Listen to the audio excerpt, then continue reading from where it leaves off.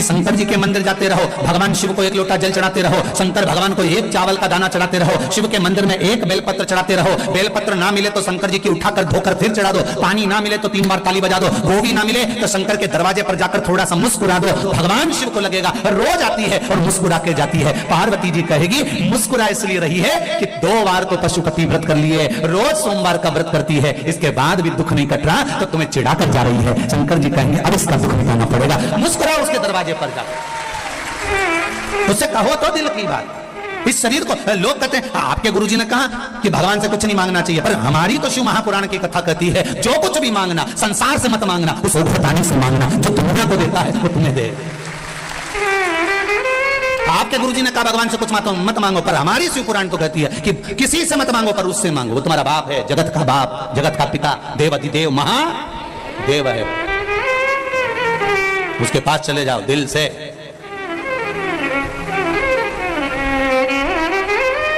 ये आत्मा, ये शरीर, ये सोने की रकम है, इस शरीर को भगवान तक लेकर जाओ। दुख जब आता है तभी रकम दुकान पर जाती है, तो ये शरीर भी जब ही जाना चाहिए परमात्मा के द्वार। अब बहुत गंदा हो गया, बहुत तकलीफ में हूं, कहां जाऊं, सारी दुनिया में भटक कर देख लिया मैंने। कोई कहता है ये करो, कोई कहता है वो करो, कोई कहता है ये करो, कोई कहता है वो करो। जब देखो, जब यूट्यूब खोलो, फेसबुक खोलो, तो कहीं ना कहीं का महाराज मिल जाएगा बताता हुआ ये कर लो वो कर लो। अब कहीं नहीं जाऊंगी, अगर जाऊंगी तो एक लोटा जल लेकर शंकर के पास जाऊंगी, क्योंकि इस जल चढ़ाने में ना ढोंग है, ना प्रपंच है, ना छल है, ना बेईमानी है, ना किसी का मन दुख है, ना अपना मन दुख है। अपन शिव के भरोसे बस उसके सहारे पर एक लोटा जल चढ़ा कर आऊंगी और उससे कहकर आऊंगी कि मैं तेरे भरोसे पर, तेरे भरोसे।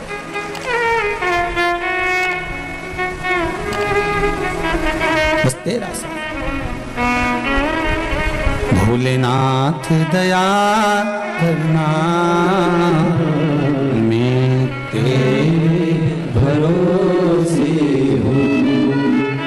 उसके भरोसे पर रहो, उसके सहारे पर रहो, उसके आनंद में रहो, मत भटको यहां वहां। सारी दुनिया में भटक कर देख लेना, अंत में कुछ नहीं मिलने वाला। लोग तुम्हारा धन रख लेंगे, 5000 यहां जमा कर दो, 2000 वहां जमा कर दो, 3000 यहां जमा कर दो, फिर ये 4 गेहूं का दाना उठा के ले जाओ, ने 5 ये ले जाओ, ने वो ले जाओ, कुछ नहीं निकलेगा इसका साथ। अंत समय में फिर आना ही पड़ेगा शिव के द्वार। अंत बिंदु वही है, उसके सिवाय कुछ नहीं है। और जीते भी शिव के बन जाओ तो मरने के बाद भी शिव के ही होना है। अंत समय के बाद में, प्राण छूटने के बाद सब आग लगा के चले जाएंगे। भगवान विष्णु वैकुंठ में रहेंगे, ब्रह्मा ब्रह्म लोक में रहेंगे, इंद्र इंद्र लोक में रहेंगे, सारे देवता अपनी अपनी जगह पर रहेंगे। पर संसार में जब आग लगा के जाएंगे तब कोई नहीं रहेगा, तब वो ही रहेगा, एक देव अधिदेव महादेव रहेगा। तुम हड्डियां अग्नि के कारण चटर चटर कर रही होगी तो महादेव पूछेंगे क्यों री कमला, तेरी हड्डी तो बहुत टूट रही रे। कमला के नहीं गई ना शंकर के मंदिर, इसलिए अब चटर चटर करके टूट रही। महादेव ये जाती ना तो नहीं टूटती है, निश्चित बहुत चटर चटर कर। जिंदा हो तब तक मोबाइल पे डीपी बदलते रहो, मरने के बाद तो एक फोटो फिक्स लगा रहेगा, फिर डीपी बदल ही नहीं पाओ।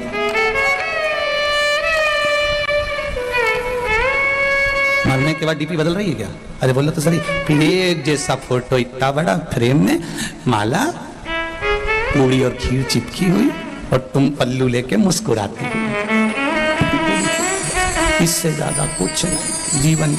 जिंदा हो तब तक डीपी बदलते रहो, मरने के बाद तो एक फोटो डीपी पर फिक्स हो जाएगा, और वो भी छोरा छोरी लगाएंगे तो लगाएंगे, नहीं तो कौन लगा रहा तुम्हारा फोटो। इतनी शान से जियो, मारा छोरा मारा छोरा। मरने के बाद इतने बैठे हो, तुम में से कौन है जो श्राद्ध में अपने डीपी पर अपने दादा परदादा का फोटो लगा दिया? जब उनका नहीं लगाया तुमने, तो तुम्हारी औलाद तुम्हारा लगाएगी। अरे जीजी जाने दो, रही राजस्थान वाली हो।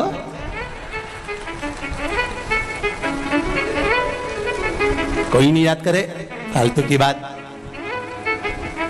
जब चले जाओ तो लोग बूंदी और सेव चढ़े खूब खाए, पर कोई नहीं याद करे। कौन याद करेगा? जिंदगी है, अलमस्त होकर जियो, रोके नहीं, खुश होकर जियो। इतनी प्रसन्नता का जीवन जीना कि दुख है और बहुत चेहरे पर इस्माइल है, तो लोग भी, परिवार वाले भी कहेंगे कितनी दुखी थी, कितना कर्जा है, कितनी तकलीफ में है, तो भी कितनी मुस्कुरा रही है। पूरे परिवार वालों को तुम्हें देख के टेंशन हो जाएगा कि इतना दुख होने के बाद ये हंस क्यों रही है। उनकी रोटी नहीं भाएगी, उनको आधा खा के छोड़ देंगे कि ये मुस्कुरा क्यों रही है। कारण क्या है इसके मुस्कुराने का? इतना दुख होने के बाद, इतना कर्जा होने के बाद, इतनी तकलीफ होने के बाद, शरीर में इतना कष्ट होने के बाद भी जब देखो जब खजूर वाली चोटी करके खूब जोरदार दिखे तो भगवान कहते मुस्कुराते रहो, चेहरे पर प्रसन्नता होना चाहिए। आग लगे बस्ती में, आवाज नहीं है यजराम की, बोलो आग लगे बस्ती में और अपन रहो मस्ती में। क्या किसको रोइए, चादर तान के सोइए। अपने को क्या करना कि कौन क्या कह रहा है, कौन क्या बोल रहा है, वो बोले तो बोलने दो, आड़ा टेढ़ा बोले तो बोलने दो। हम तो बहुओं से भी कहते हैं तुम्हारी सास कुछ भी बोले वो बोलती रहे, बोलने दो, तुम तो भजन गाओ ना, तुम तो भजन, वो गाली दे तुम श्री शिवाय। बस सास को ऐसी देख के 2-4 बार बोल दो श्री शिवाय। सास भी बोलेगी कुछ जादू कर रही है क्या, बस इतना तो वो बोले कि जादू कर रही है ना, पता नहीं, मुझे तो नहीं मालूम, पर इस मंत्र में जादू हो सकता है। तभी तो महाराज व्यासपीठ से बोले और लोग लाखों की संख्या में मोबाइल और फेसबुक पर सुनते रहे। इस मंत्र में कुछ तो होगा, ये निश्चित है। जपो श्री शिवाय नमस्तुभ्यम, ये जिह्वा से जितनी बार निकलता है। शिव महापुराण में अभी कुछ समय पहले, 1-2 महीने पहले इंदौर में कथा थी, लोगों ने बहुत ऑब्जेक्शन लिया, ये श्री शिवाय नमस्तुभ्यम कहां से आया, ये कोई मंत्र है क्या, ये कोई साधना है क्या, लोगों ने खूब ऑब्जेक्शन लिया। उसके बाद में लोगों ने जब शिव पुराण में देखा, शिव पुराण में जब देखना चालू करा तो शिव पुराण में लिखा था वित्तेश्वर संहिता में कि इस मंत्र को बोलने वाले का केवल मुख का दर्शन कर लो तो काम हो जाता है, उसमें लिखा है। जब लोगों ने इस मंत्र का ऑब्जेक्शन लिया कि ये मंत्र क्यों, श्री शिवाय नमस्तुभ्यम कहां लिखा, इस मंत्र का क्या प्रयोग होता है, इसको क्यों जपा जाए, जब लोगों ने इसको जब जनमानस में भेज दिया कि ये तो सियोर वाला महाराज ने बनाया मंत्र, ये तो फालतू का है, ये तो होना ही नहीं चाहिए, ये तो ऐसा नहीं होना, तब लोगों ने फिर पुराण में ढूंढा कि आखिर लिखा कहां है। तब इनने ढूंढा तो उसमें लिखा हुआ आ गया कि इस मंत्र का जप करने वाला व्यक्ति इसको केवल मुंह से बोल भी ले और उसका चेहरा भी देख लो तो ही मनुष्य का सब कार्य सफल हो जाता है। तो फिर बोलने में अपना क्या जाता है, प्रेम से बोलो श्री शिवाय नमस्तुभ्यम।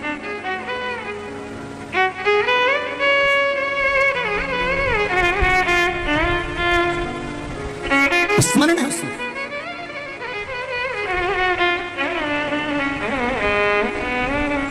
लोगों का काम है भरमाना, लोगों का काम है भटकाना, पर शिव महापुराण कहती है आपको भटकना नहीं, आपको शरणागति लेना। शरणागति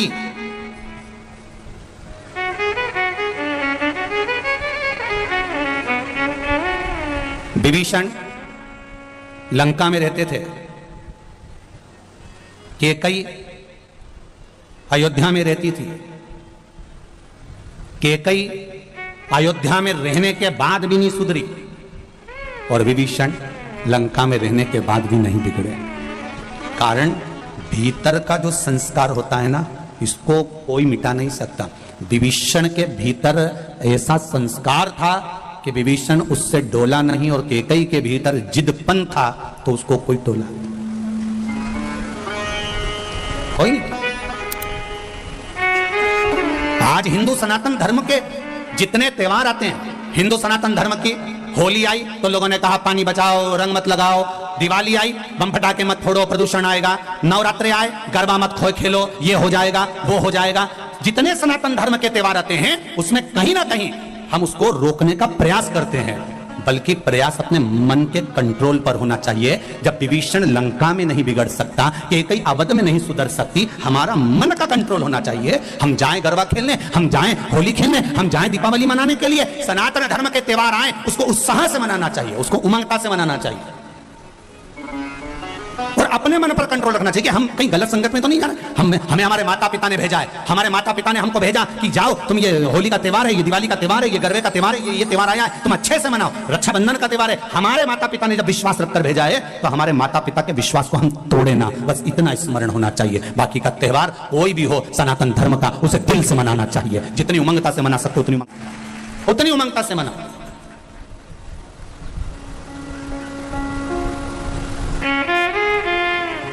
प्रसन्न चित्तता में मनाइए, अपने जीवन को आनंद में जियो। बड़ी मुश्किल से नर्तन मिला है, ये लौटाने के काबिल नहीं है। महाराज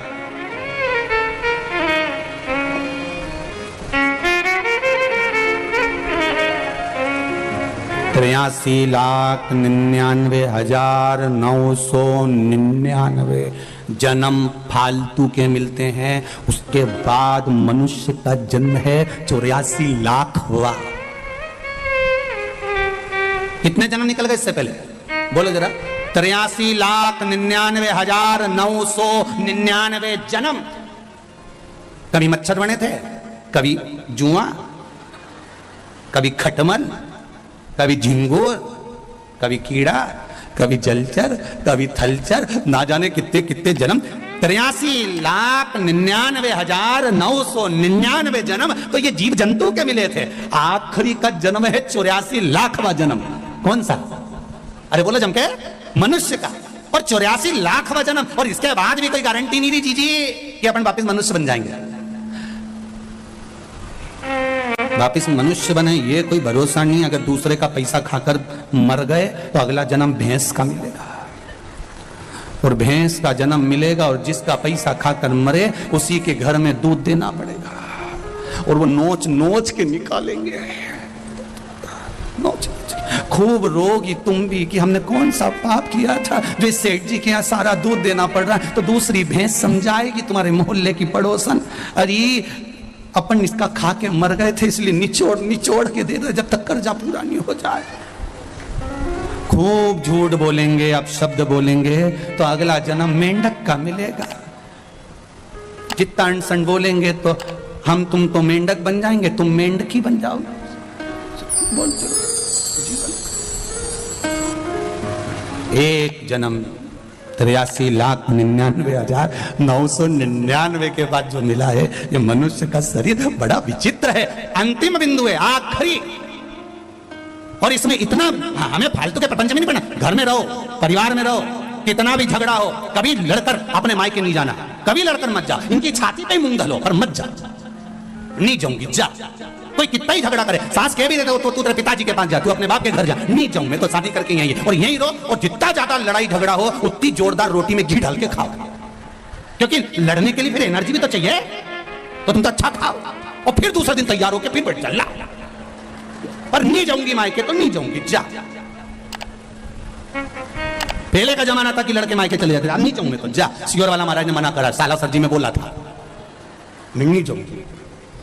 वो कितना ही कि मैं तेरा सामान रख दूं, पैक करके छोड़ आऊं, नहीं जाऊंगी, जा। और अगर वो बाहर छोड़ भी दे तो शाम को जब गाय भैंस अपने घर जाए तो उसकी पूंछ पकड़ के अंदर चली जाओ। और वो बोले क्यों आई? कि मैं तो आई नहीं रही थी, भैंस ली आई। मैं थोड़ी ना आई, तुम तो पहुंच जाओ।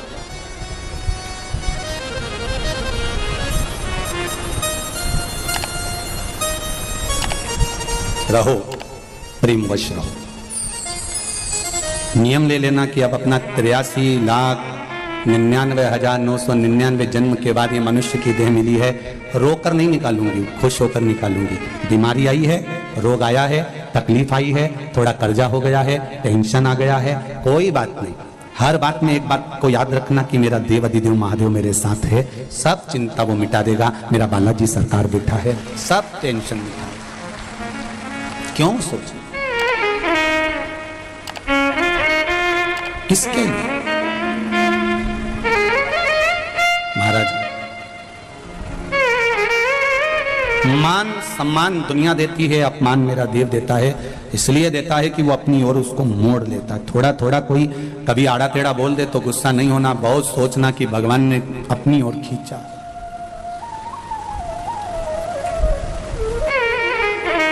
अपनी ओर खींचा, वो साधारण नहीं। भगवान शिव से अपने हृदय की बात, चित्त की बात भगवान है, रिटर्न भगवान शिव से जब दिल से, हृदय से, चित्त से हम भगवान को कुछ कहते हैं, भगवान सुनता, स्वीकार करता है। एक प्रसंग बड़ा सुंदर शिव महापुराण में आता है।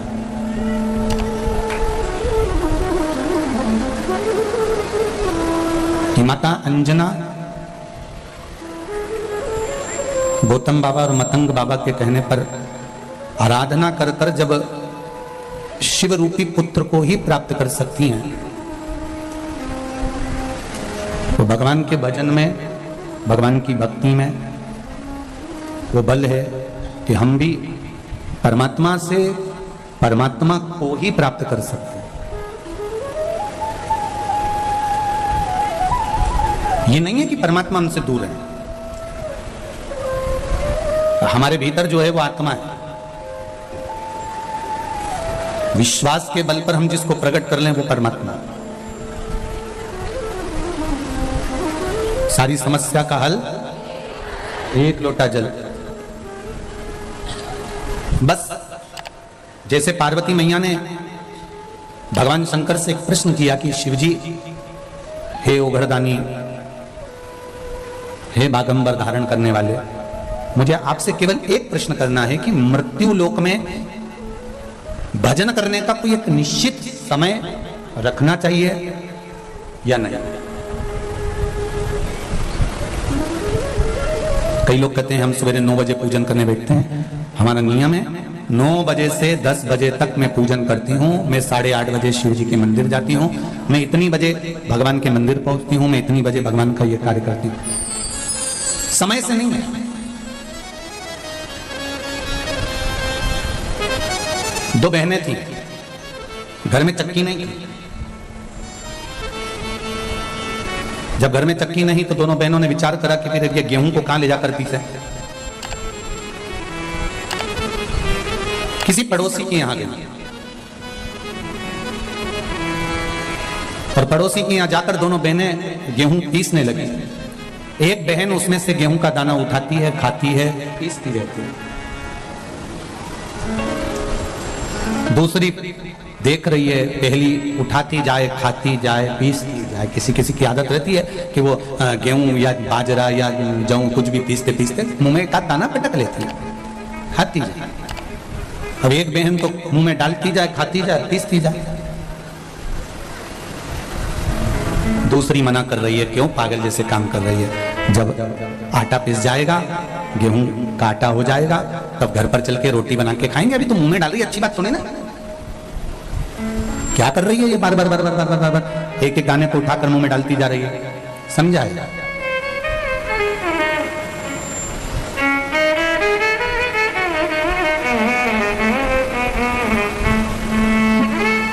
अब जिस गांव में ये दोनों बहनें रहती थी, दोनों गेहूं पीस रही थी, आटा बना लिया, एक खाती रही, पीसती रही, दूसरी उसको समझाती रही। उसी गांव में कबीरदास जी रहते थे। और उसी गांव में जब कबीरदास जी रहते तो ये दोनों बहनें जब आटा लेकर चली और चलते ही इन दोनों बहनों का पांव फिसल गया और फिसला और पूरा आटा कीचड़ में चला गया। अब आटा कीचड़ में गया, कबीरदास जी ने वहीं खड़े होकर बोल दिया, आटो पड़ो कीच में कछु न आयो हाथ, पीसत पीसत चबायो सोई निभायो साथ। अब कबीरदास जी लिख रहे हैं कि आटो पड़ो कीच में और कछु ना आयो हाथ, और पीसत पीसत जो चबायो वही दियो साथ। शिव महापुराण में यही कह रही है कि भगवान के लिए अलग से समय निकालने की जरूरत नहीं है। अपनी चलती हुई जिंदगी में, चलती हुई चक्की में, चलते हुए समय में भगवान के नाम का दाना मुख में डालते चलो। कब जीवन निकल जाएगा और ये जीवन कब खप जाएगा, कोई भरोसा है क्या? और कई लोग इंतजार में बैठे हैं, अभी तो बचपन है, जवानी आएगी जब भजन करेंगे। अभी जवानी है, अधेड़ी आन दो जब भजन करेंगे। अभी अधेड़ी है, बुढ़ापा आन दो जब भजन करेंगे। उम्र का तुम्हारे को मालूम है कि तुम इतने साल में ही मरोगे? कोई जीवन का ठिकाना है क्या कि कब मर जाओगे?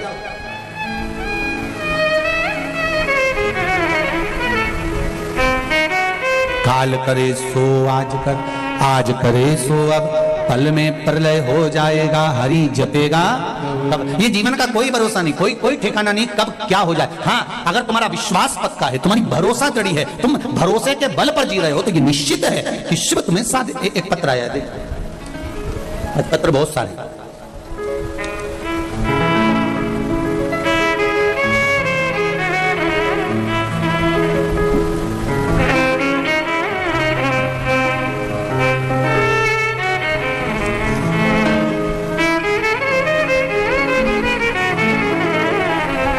बनवारी लाल जी सीकर से हूं। गुरु जी, आपके बताए अनुसार सावन की शिवरात्रि, कहीं बैठे हैं बनवारी लाल जी सेन, कहीं बैठे हो तो हाथ हिलाइएगा, जहां कहीं भी बैठे हो हाथ हिलाइएगा।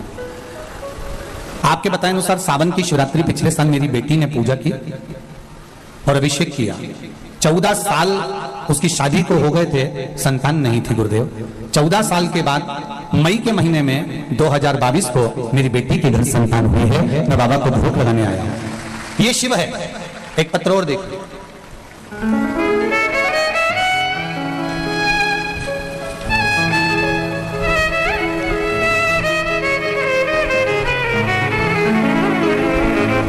सुनीता सैनी,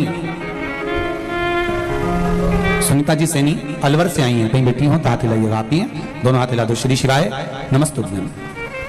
बाबा 6 महीने से किडनी और लीवर की बीमारी थी, जयपुर का इलाज चल रहा था, लेकिन क्रिटिना बढ़ते ही आ रहा था। किडनी लीवर दोनों डैमेज हो गया। डॉक्टरों ने कहा कि डायलिसिस आ सकता है। क्रिटिना बढ़ते ही चले जा रहा था, थम नहीं रहा था। गुरुदेव बहुत दुखी हो चुके थे, खून भी 5 से 6 यूनिट रह गया था। मुझे बहुत चक्कर आते थे, शुगर बीपी थे। मुझे मेरी मम्मी और मेरे पड़ोसन ने, आंटी ने बताया कि भोले बाबा पर जल चढ़ाना, शिव महापुराण की कथा टीवी पर आती है, दिल से सुनना। मैंने जल चढ़ाना चालू करा। उन्होंने कहा बेलपत्र चढ़ाकर लाकर खाना भी चालू करना और पानी पीना भी। बेलपत्र खाना भी शुरू किया। बाबा 2 महीने से बेलपत्री पर शहद वाला प्रयोग भी कर रही हूँ और बाबा की कृपा से मैं बिल्कुल ठीक हो चुकी हूँ और मैं दवाई खाना बंद कर दिया। श्री शिवाय, आराम है आपको, बस बाबा की कृपा हो। श्री शिवाय नमस्ते। अब मेरी किडनी और लीवर, डॉक्टर को जांच कराई है, काम करना चालू कर दिया है और किडनी लीवर जो डैमेज था वो भी बाबा की कृपा से अब चल रहा। बैठो बेटा। श्री शिवाय नमस्ते। बाबा की कृपा, शंभो।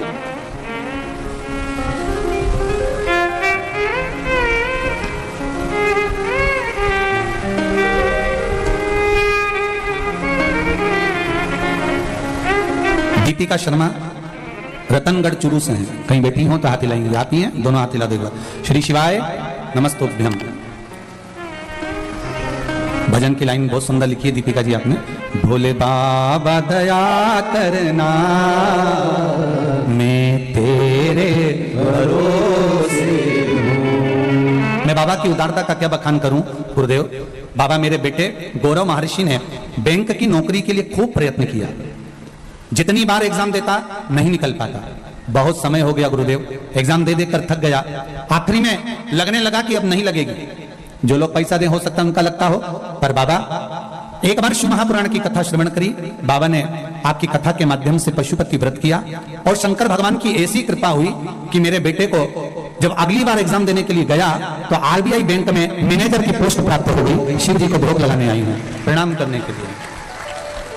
बहुत बहुत बधाई बहन आपको। श्री शिवाय नमस्तोभ्यम। गुरुदेव गायों को लंपी रोग ग्रसित गाय हैं, जिनको मेरे परिवार द्वारा शिवजी पर चढ़ाए हुए जल को पिलाने से गाय रोग मुक्त हो गई है। गुरुदेव हमारे यहाँ की गाय भी हमने शंकर जी पर चढ़ा हुआ जल और बेलपत्र खिलाया तो आराम लगना प्रारंभ हुआ है। ये शिव कृपा है। प्रणाम करती हूँ। हर हर। बैठिए बहन बैठिए। श्री शिवाय नमस्ते।